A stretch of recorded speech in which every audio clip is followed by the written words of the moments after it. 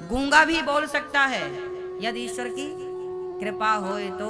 अरे हनुमान जी जब लंका गए तो हनुमान जी ने समुद्र को छलांग लगा के पार कर लिया कि नहीं? प्रभु मुद्रिका मेली मुख माही, जलधि लांग गए अचरज नाही।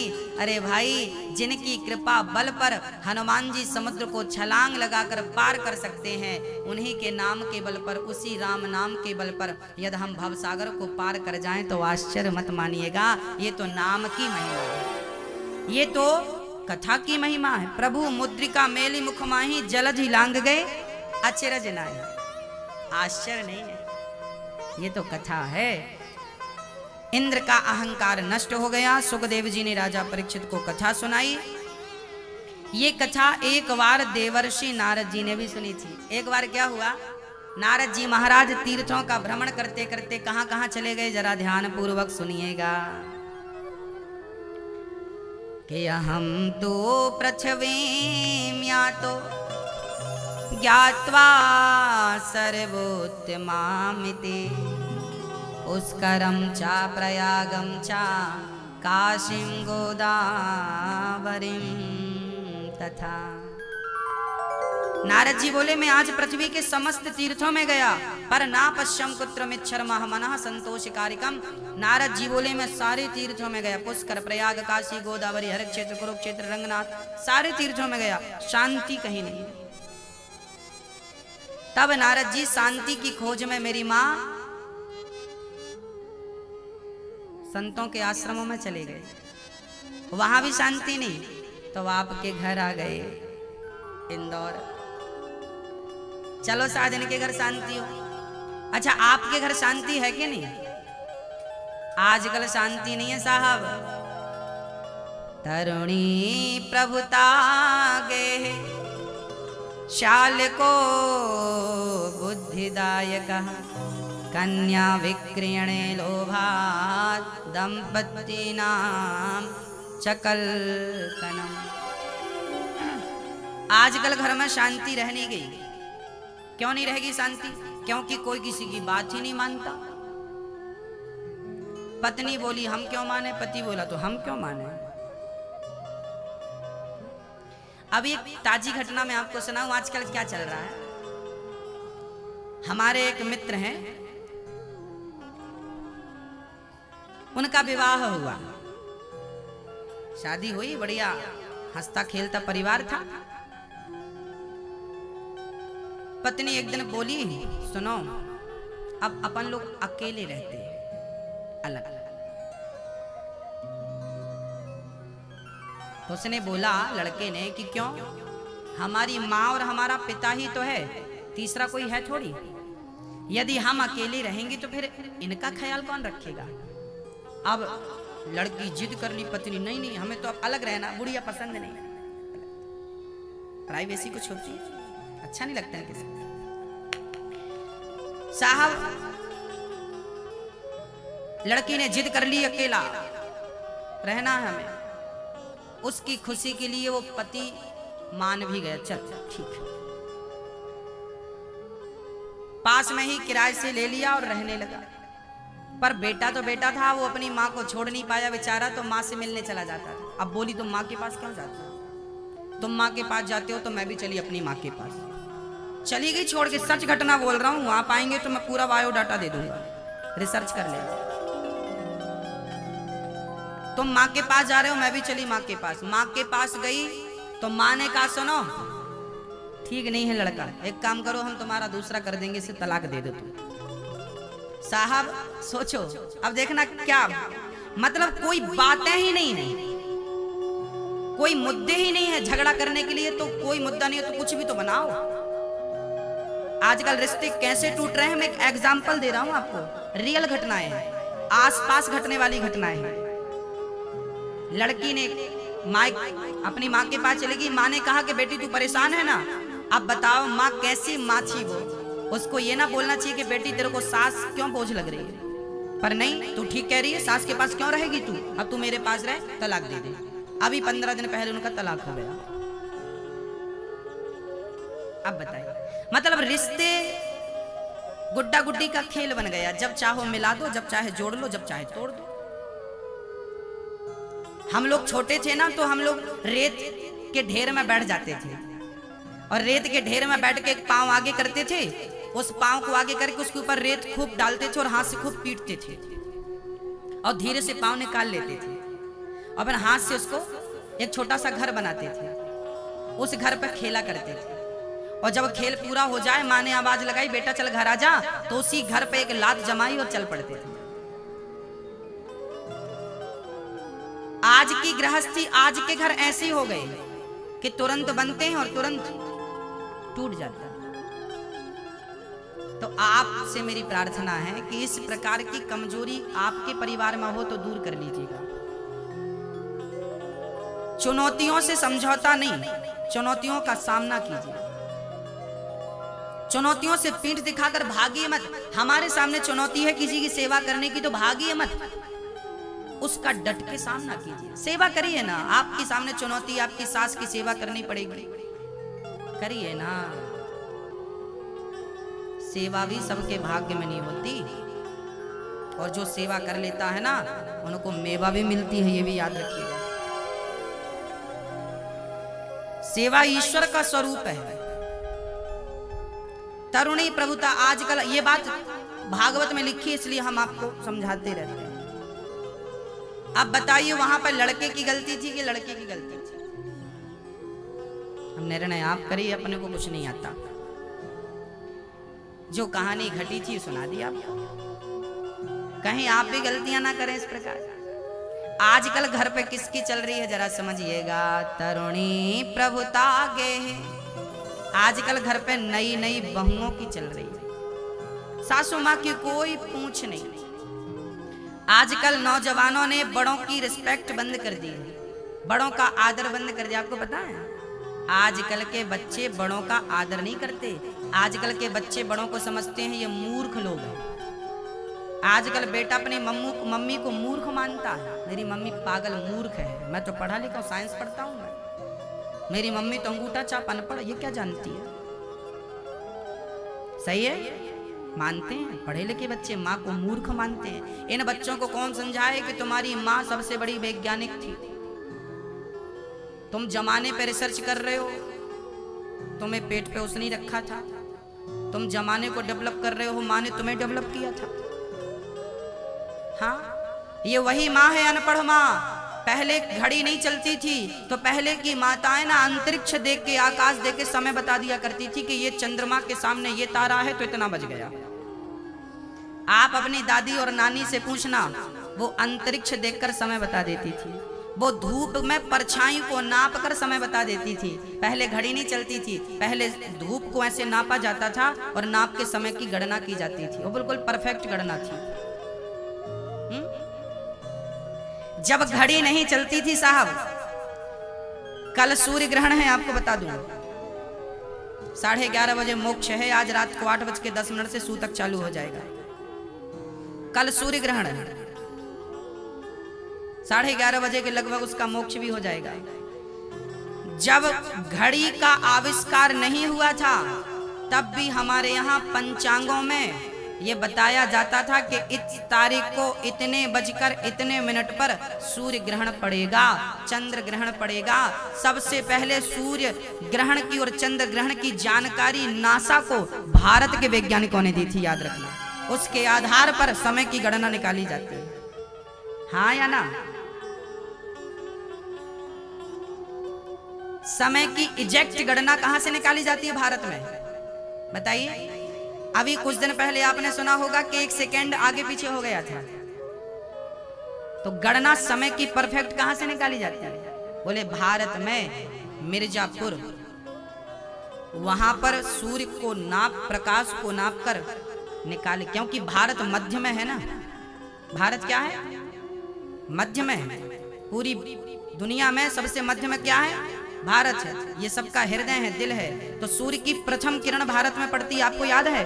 पूरी दुनिया में सबसे पहले दिन कहाँ होता है? जहां सूरज सबसे पहले आकर डाले अपना डेरा, वो भारत देश है मेरा। पूरी दुनिया में सबसे पहले सूर्य की किरण भारत में पड़ती है।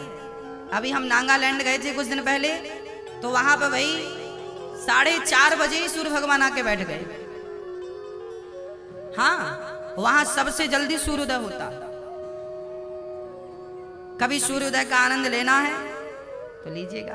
भारत समय को देने वाला है, समय की गतिविधियों पर नियंत्रण करने वाला है, ऐसा भारत है हमारा। तो मेरी माँ, आपकी माँ बच्चों अनपढ़ नहीं है, वो बहुत समझदार है, बहुत समझदार है। इसलिए अपने से बड़ों का आदर किया जाए, बड़ों का सम्मान किया जाए, और केवल माँ का नहीं, पिता का नहीं, हर भारत के बुजुर्ग का, हर बुजुर्ग स्त्री का, हर बुजुर्ग माँ का, हर बुजुर्ग पिता का हम सबको आदर करना चाहिए, सम्मान करना चाहिए। ये भारत की अपनी संस्कृति, अपनी विचारधारा। हाँ, हमारा दृष्टिकोण अलग है, हम भारतीयों का दृष्टिकोण अलग होता है। मेरी माँ, चाइना पूरी दुनिया को व्यापार के नजरिए से देखती है। क्या है ये? भारत बहुत बड़ा बाजार है। चाइना भारत को क्या मानता है? बोलो बोलो। बाजार मानता। चाइना बोलता है कि भारत बहुत बड़ा बाजार है। अमेरिका मानता है कि भारत बहुत बड़ा बाजार है। अमेरिका मानता है कि चाइना बहुत बड़ा बाजार है। दुनिया का हर एक देश दूसरे देश को व्यापार की दृष्टि से बाजार मानता है, पर भारत है कि ये हम बाजार नहीं, हम तो दुनिया को अपना परिवार मानते हैं। वसुधैव कुटुंबकम की बात करते हैं। हम कहते हैं विश्व का कल्याण हो। हम केवल भारत का कल्याण हो ऐसा नहीं बोलते, हम बोलते हैं कि विश्व का, क्योंकि हम विश्व को अपना परिवार मानते हैं। ये परिवार मानने की परंपरा भारत में ही जन्म लेती है। ये दृष्टि केवल भारत की है और कहीं नहीं पाई जाती है दृष्टि। ये सोच, ये नजरिया केवल भारत का है मेरी माँ। हाँ, श्री नारद जी महाराज कहते हैं कि शांति कहीं नहीं मिली। सास कह रही है बहू पूछती नहीं, बहू कह रही है सास पूछती नहीं। पूछ, सास कह रही है बहू हमें पूछती नहीं। आप लोग की पूछ है कि नहीं? दुम, आप लोगों की पूछ है कि नहीं? मैया बोलो, मैया पूछ है कि नहीं? नहीं। हनुमान जी की तो थी, आपकी बताओ। नहीं है? है तो बताओ। हाँ, नहीं है तो बताओ ना, हम आगे बढ़े। हाँ या ना? नहीं। आप कह रहे हैं हमारी पूछ नहीं है, और झगड़ा किस बात का करती हैं आप लोग? हमें पूछा नहीं, हमें पूछा नहीं। बहू कहती है सास पूछती नहीं, सास कहती है बहू नहीं पूछती। आप एक तरफ कहते हैं हमारी पूछ नहीं, और झगड़ा भी पूछ का करती हो। बताओ, सबके घर पे झगड़ा होता है, उस झगड़े का कारण केवल पूछ होती। हमें नहीं पूछा, हमें नहीं पूछा। इसलिए हनुमान जी लंका गए थे तो पूछ में आग लगवा दी थी। पूछ ही जला के आए ना रहेगा, बांस ना बजेगी बांसुरी। आप लोग भी अपनी जो पूछ है ना, इस पे आग लगा दो। आज रात को ही लगा लेना। पूछ पे आग लगाने का अर्थ है अपने अहंकार को नष्ट कर देना। पूछ बुझाई खोई श्रम, धरी लघु रूप बहोरी। हनुमान जी सीता माता के पास गए, लंका पे आग लगा के छोटे बन के गए। हाँ मेरी माँ, आप जितना बड़ा काम करें उतने छोटे बन के करें, यही आपकी महानता है, यही आपके संस्कार है। यदि हमने बड़ा काम किया और हम अकड़ के खड़े हो गए, साहब हमने ये किया, हमने वो किया, तो अहंकार नहीं होना। हनुमान जी ने लंका जलाई, पर उसका अहंकार किया कि मैं ना होता तो राम का काम ही ना होता, मैं ना होता तो लक्ष्मण जी जिंदगी ना होते। अच्छा, आपने किसी की जान, सोचिए हनुमान जी ना होते तो सचमुच लक्ष्मण जी मर जाते, क्योंकि संजीवनी बूटी लानी थी सूर्योदय के पहले, और ये काम केवल हनुमान जी कर सकते थे। अब हनुमान जी ने किया, पर हनुमान जी ने कभी गाना नहीं गाया, राम जी हम ना होते तुम्हारा भाई मर जाता। काम बड़ा किया हनुमान जी ने, पर अपने आप को बनाया छोटा। यही बड़प्पन है, अपने आप को छोटा बनाइए। काम बड़े बड़े करिए, समाज की सेवा करिए, सारे अच्छे काम आप ही करिए, पर नाम का जब समय आए तो छोटे बन जाइए। छोटे, अति लघु रूप पवन सुत लीन्हा। हनुमान जी इतने बड़े काम करके इतने छोटे बन गए, बताइए। ये बड़प्पन यही है मेरी माँ, बड़प्पन। इसलिए आप जो पूछ की बात करते हैं ना, हमें नहीं पूछा, हमें नहीं पूछा, हमें नहीं पूछा। कई बार रिश्तेदार झगड़ा कर लेते हैं। एक साहब शादी में गए, लड़की के विवाह में गए। अब लड़की का पिता बेचारा शादी की तैयारियों में बिजी था और ये साहब चले गए। अब इनको ना कोई पूछ नहीं पाया, ना बैठने को ना पानी को, क्योंकि सब बिजी थे ना। अब साहब गर्म हो, लो हम घर के दामाद, हमें कोई पूछता नहीं। अच्छा, दामाद लोग ना घर पे नमक रोटी खाते हैं, पर ससुराल जाते हैं तो ऐसा लगता है कि हलवा के नीचे बात ही नहीं करते।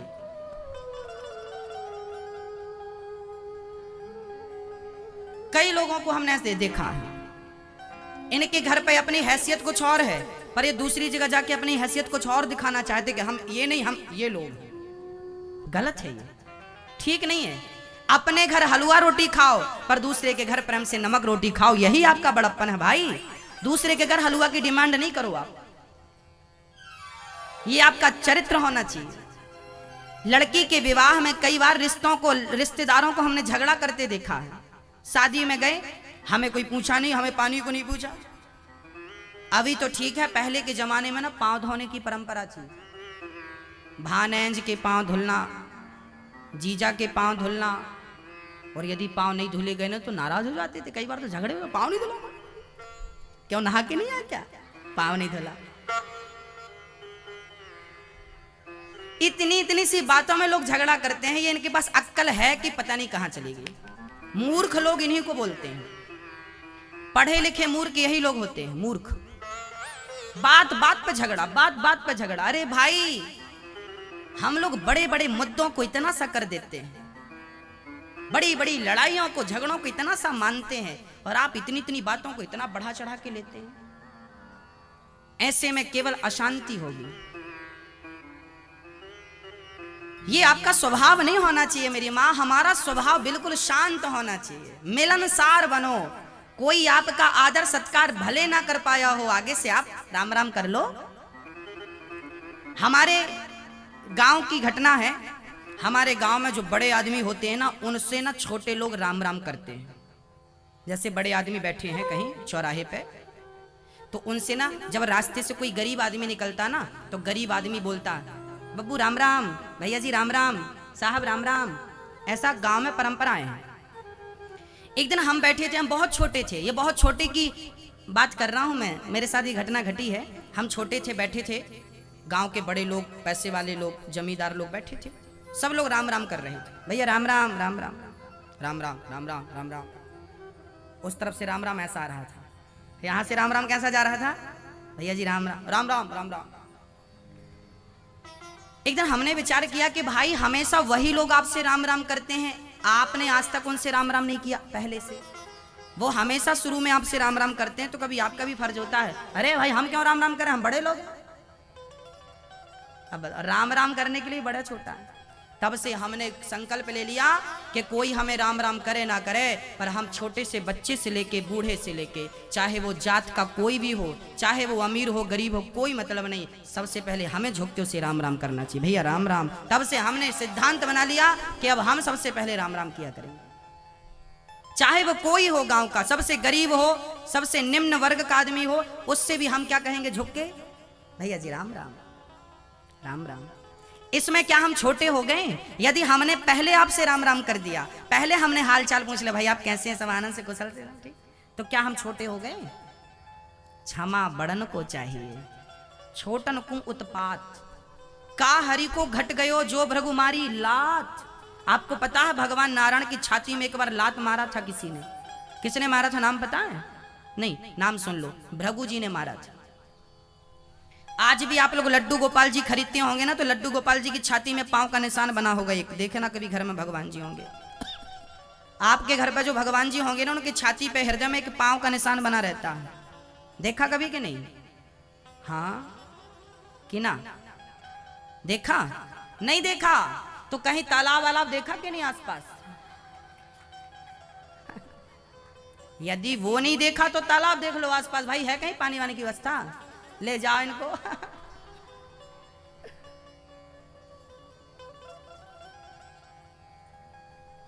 भगवान के हृदय में चरण निशान, एक बार भगवान नारायण क्षीर सागर पे लेटे थे, तभी भृगु जी आए और भृगु जी ने एक लात जमाई जोर की। जब देखो बैठे रहते हो, काम धाम कुछ करते नहीं, पांव दबाते रहते हो दिन भर, चलो फिरो तो पांव भी थके, पत्नी को परेशान करते हो। एक लात जमाई ब्राह्मण ने, भृगु जी ब्राह्मण ने एक लात जमाई भगवान नारायण के छाती पे, और भगवान ने उस चरण को, अब सोचो कि आपकी छाती पे कोई लात मारे तो आप क्या करेंगे? आप समझ रहे होंगे कि क्या करना है। पर भगवान ने वो चरण पकड़ लिया और चरण पकड़ के सहलाते हुए, प्यार से पुचकारते हुए भगवान नारायण ने कहा, भृगु जी ब्राह्मण देवता, मेरी छाती बड़ी कठोर थी, आपके चरण बड़े कोमल थे, कहीं मेरी छाती से आपके चरणों में कोई चोट तो नहीं लग गई? ये भगवान का स्वभाव था।